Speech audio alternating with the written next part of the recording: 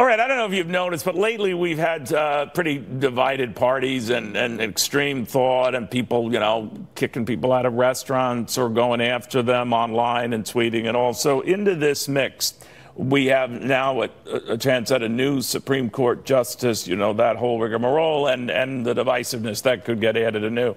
So what are we looking forward to, or what are we in for? Let's get the read from Robert Patillo. He's a Democratic strategist. Alex Smith, America Rising Political Action Committee Executive Director, and historian Doug Wead.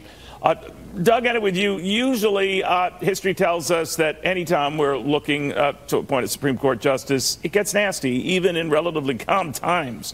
What are we looking at here?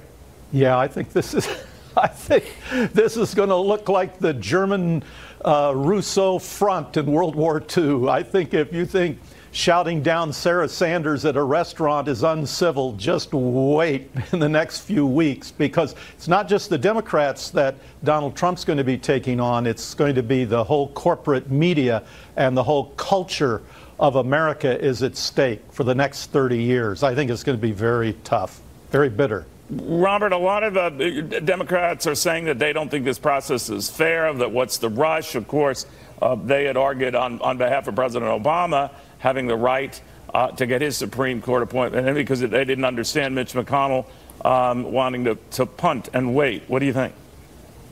Well, I think it's important we follow the McConnell rule. He said no Supreme Court justices ahead of elections, which is exactly what we should do this time. Ahead of a presidential election. Well, look, we have three co-equal branches of government. So the Senate and House elections is exactly the same as a presidential election. The Senate has the right to confirm judges. Therefore, the American people have to have their voices heard by electing the senators who made the decision. So you push this off to after the election. It wasn't based on a midterm, but I hear. Well, when you're making up rules out of midair, then of course you'll say it's based on a presidential election. But let's follow that rule now. Let's push this off until after the next election. You just made a rule out of midair. I just said, I'll go ahead and go with that one out of midair. All right, Alex, what do you think of this and what we're looking forward to or not? Well, if you look at the not so distant past in 2010, when President Obama had a Supreme Court pick come up, he nominated Kagan in May, and she was confirmed by August. So I think that the president is going to pick another qualified jurist like Justice Gorsuch. And I think that as a practical matter, the politics of this midterm election dictate that these senators in red states that the president won in 2016, simply aren't going to allow Democratic senators to stonewall these kind of deliberations. Someone like Claire McCaskill, someone like Bill Nelson, in their state, they're not going to be able to get away with, jamming up the president on the judicial nomination process. Or they can just reject. In the end, that's another thing. But Doug Wead, obviously, we're assuming here that everyone is in sync and monolithic. All Democrats go one way, all Republicans go another way. There's a possibility among some of those Republicans, and it's not much wiggle room here. Among the 50 of 2 or 3 are certainly going to be concerned about overturning Roe v. Wade or any hint of that out of a presidential pick. What do you think? You're absolutely right. And then there's the idea that he's going to automatically pick another Gorsuch. I mean, he made it look easy, but Ronald Reagan picked a conservative who turned out to be a liberal, and picked a conservative who turned out to be a swing vote. And George H.W. Bush picked a conservative who turned out to be a liberal. So just saying that he's automatically going to pick another Gorsuch, he's going to try.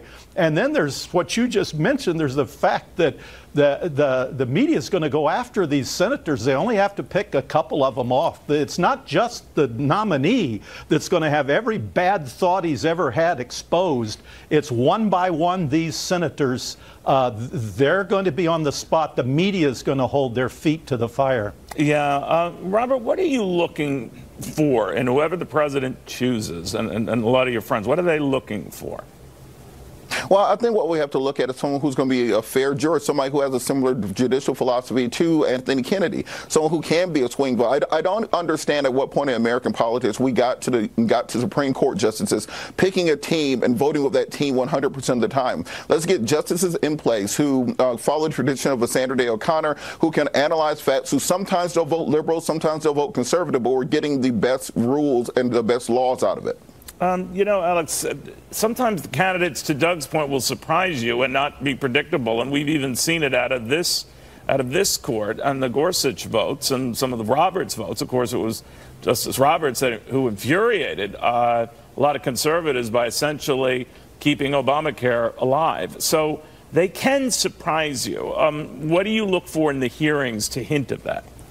Well, look, I think personally what I'm looking for in a Supreme Court nomination is I'm looking for someone who shows fidelity to the Constitution, someone who is looking to interpret it as it was originally intended.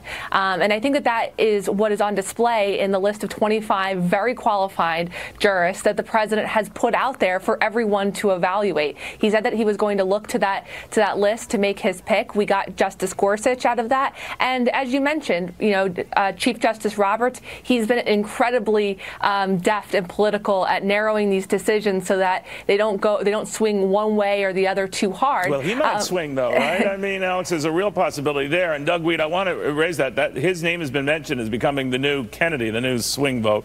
I don't know how this will morph and who will become what, but that does happen in history, doesn't it?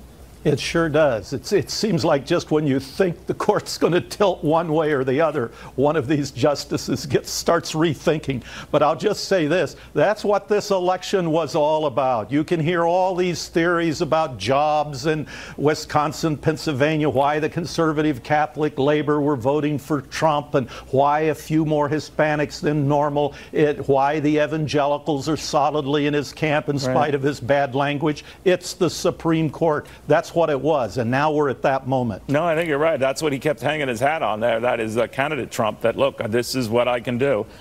Robert, is it your belief that it will be that monolithic, that all Democrats will vote one way, Republicans another for the most part? Because that's gotten to be almost the routine with these votes. Gone are the days you'd have 97, 100-0 votes. What do you think of that?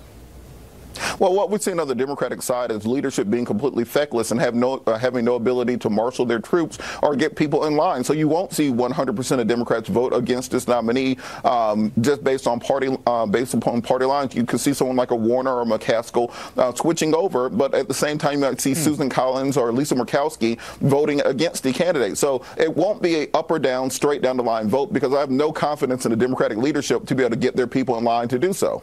All right. I'll give your points very, very well. It's still early in the process. We don't even have a name yet, but we'll see how it goes. Guys, thank you all very, very much for helping us out today. Thank you so much. All right. So